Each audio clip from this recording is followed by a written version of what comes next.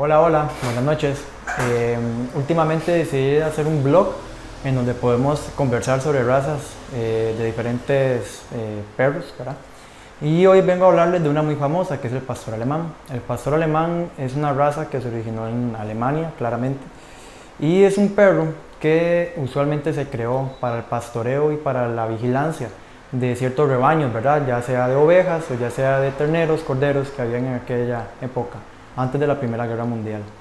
Entonces, ¿qué pasa? Que esta raza es una raza en donde la hembra va a llegar a 58 centímetros de altura de las patas hacia la cruz es esta zona del perrito, más o menos, entonces se mide de aquí hasta aquí, una hembra llega a medir 58 centímetros y un macho aproximadamente 64 a 70 centímetros. ¿Por qué esto es importante? Bueno, porque esto es para estandarizar la raza y que no se salgan de esos rangos, número uno. Número dos, el pastor alemán básicamente se vino a introducir a Estados Unidos y luego a América, más o menos para la época de la Primera Guerra Mundial, que fue donde se trajeron varios ejemplares hacia Estados Unidos. Pero estos animalitos de esta raza tienen mucha historia, ¿verdad? De historia negativa e historia positiva. La historia negativa es que los ingleses y los franceses tuvieron que ponerle un nombre diferente debido a al rechazo que tuvo en la Segunda Guerra Mundial por todo el Holocausto. Entonces mucha gente va a hablar de un pastor alsaciano, que se refiere a Alsacia, que es una provincia en Francia. Entonces, debido a que en esa época había mucho rechazo a la raza por todo el Holocausto, le llamaron pastor alsaciano para evitar ese sentimiento.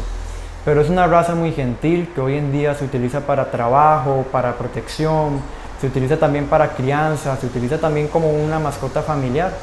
Entonces a la gente que tiene pastores alemán les insisto a que siempre a los 10 meses de edad tienen que realizar una placa para descartar la displasia de cadera. La displasia de cadera es una malformación que se forma a este nivel de acá, en esta articulación de acá, y lo que sucede es que la articulación, en vez de tener una cobertura del hueso así, probablemente la cobertura sea así, y el roce que genera el hueso con la articulación va a generar dolor. Entonces, a los 10 meses, un 80% de los pastores alemán ya presentaban síntomas y a los 2 años un 99%. Entonces, después de los 2 años, si su perro no padeció síntomas y las placas salieron bien, no tiene displasia de cadera. Pero si su perro no ha recibido placas después de los 2 años o a los 10 meses, yo los insisto a que hagan la placa. ¿Por qué? Porque esto es un gen que se va a arrastrar y se va arrastrando poco a poco. Entonces, para los que les gusta el pastor alemán, pueden escribirme, pueden mandarme un mensaje y yo con mucho gusto les doy más información detallada sobre la raza, porque no solamente padecen de displasia de cadera, tienen estómago sensible, tienen piel sensible, son alérgicos, también tienen problemas dentales, tienen problemas incluso neurológicos. Entonces, para más dudas y consultas sobre el pastor alemán, pueden consultarme por Instagram, por WhatsApp o por Facebook.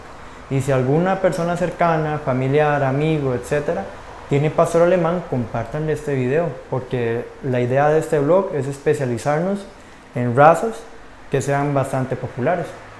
Muchas gracias, buenas noches.